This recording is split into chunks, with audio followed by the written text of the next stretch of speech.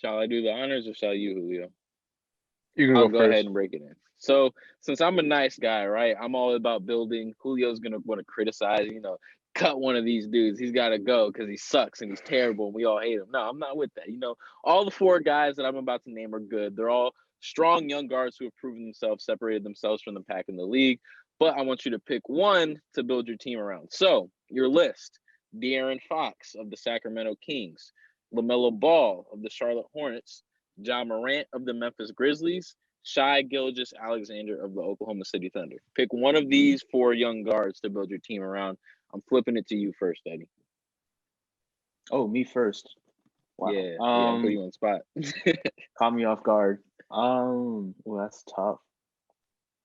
I mean, I've been paying attention to this player all year, and he has done nothing but impress me. So I think I'm gonna go with Shy.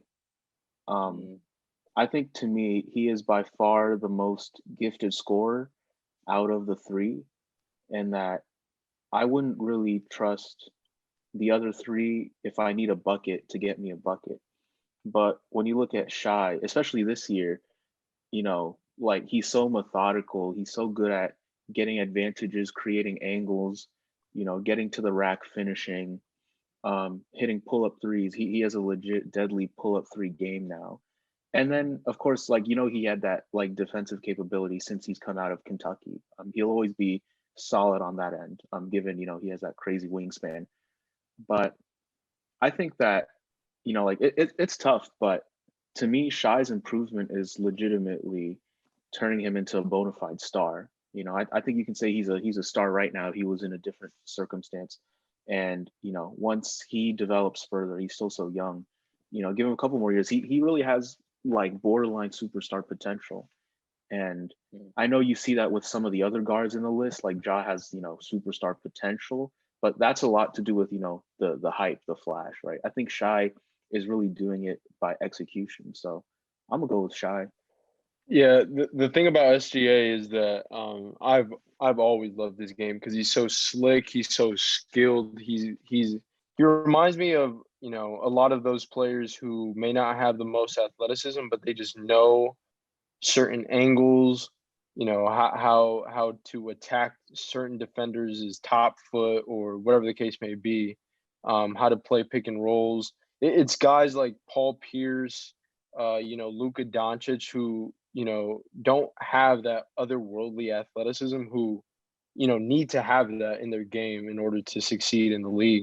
And it's a great thing because along with time, your game doesn't depreciate. It kind of it ascends, or it stays the same for a long time. But overall, the guy I would build around is easily John Morant here.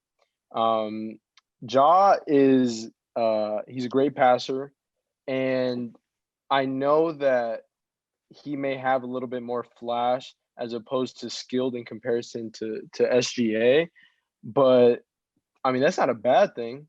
I need a guy who I don't need a guy, but I would prefer a guy who can really electrify my team and lead my team in a way that, I know he's going to play hard. He's going to get his teammates to play hard. And again, he's just electrifying, whether it's his dunks, his crazy finishes, his crazy passes sometimes. And a dude who's just going to go like, 110% every single game.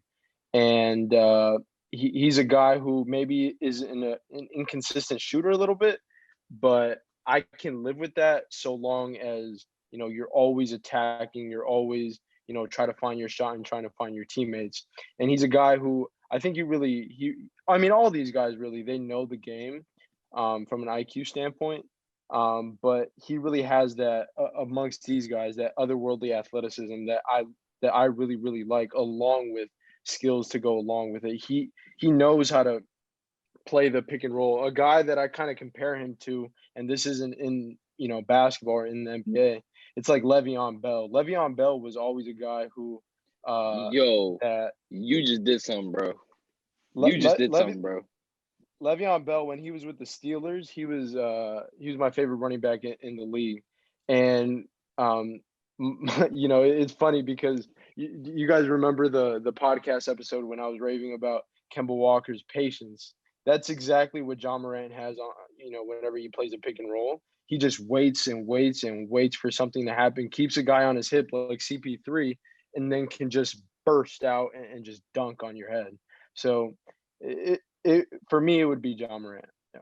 You just did something with that comparison, bro. I love the cross sport like Le'Veon Bell, because that was the thing with Le'Veon. I know I'm the football guy here, but Le'Veon Bell would literally sit behind those linemen for 2-3 seconds and then bam, hit that gap as soon as it's there. John Morant plays the exact same way. That's my guy. That's my boy. The only thing that gives me pause when it comes to John Morant, or I suppose it's two things, but it's kind of one and the same, in that the jumper, when you talk about the pick and roll, and the fact that he's as lethal in the pick and roll as he is right now without a good jumper, because his three percentage has dropped significantly this year. Teams are dropping under that screen like it's nothing, man. And to his credit, he keeps on pulling the threes when it's there, but he's just not making them at a good enough clip this year for me to feel comfortable in saying that's my franchise player. I don't think that's going to stay true. I think that he's going to eventually put that in the spot where it's going to be easy. But if I'm making the decision right now, I'm going on upside, right? I'm building around my team. I want to give my team the highest chance in the future to go win a championship. So I'm going to pick the player that I think has the highest upside. Y'all know who I'm about to say. LaMelo Ball, man. LaMelo Ball. And we haven't seen it yet, right? Because it's his rookie season. But we've seen so many flashes. Your boy Draymond, Eddie, was talking about he doesn't even know how to play the NBA game yet. The dude's just acting on pure instinct out there. But what we've seen from him since he was inserted into the starting lineup, it's been nothing short of remarkable, man. The dude's dropping 20 pieces like he's nothing. He's throwing 10 assist games out there like it's nothing. He's shooting the ball in good efficiency. He's playing smart basketball. He's nowhere near as bad as defensively as people were saying that he was going to be. LaMelo Ball is a star in the making, man. The dude has all the intangibles. Plus, you talk about excitement. You want somebody who's going to ignite a team. You want a guy who's going to be fun to be around, that people are going to love to play with. Granted, Eddie, you mentioned the scoring ability. I'm not sure I trust LaMelo Ball to be the guy to go get me a bucket either, but I see so many strides that he can still take in his game.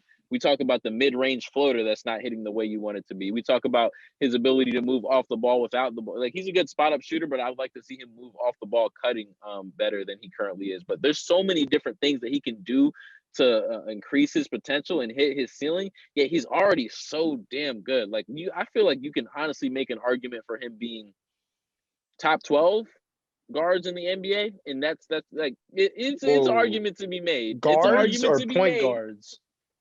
Point guards. Okay. Like, I thought you not meant all guards. lead guards, and not every lead guard in the same pool. But if we're talking about point guards, you can make a decent argument for LaMelo Ball being top 12. Hell, maybe even top 10. Man, the dude has been that special this year, and if you ask me, he has the highest ceiling of the four, and I'm going to bet on ceiling every time.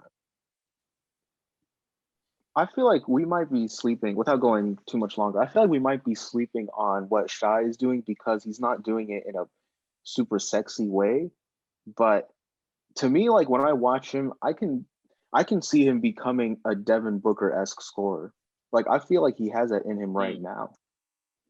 Like, he doesn't quite have like the special No, shot he don't have Booker that. has. It's more like, but there's a lot of similarities there with the way they play. I mean, I love SGA. I thought I was the only one who really messed with SGA here. I thought you didn't like him, Eddie. I mean, not after this Julio year. Like, stay like just. Oh no. Okay. Yeah. I remember everything.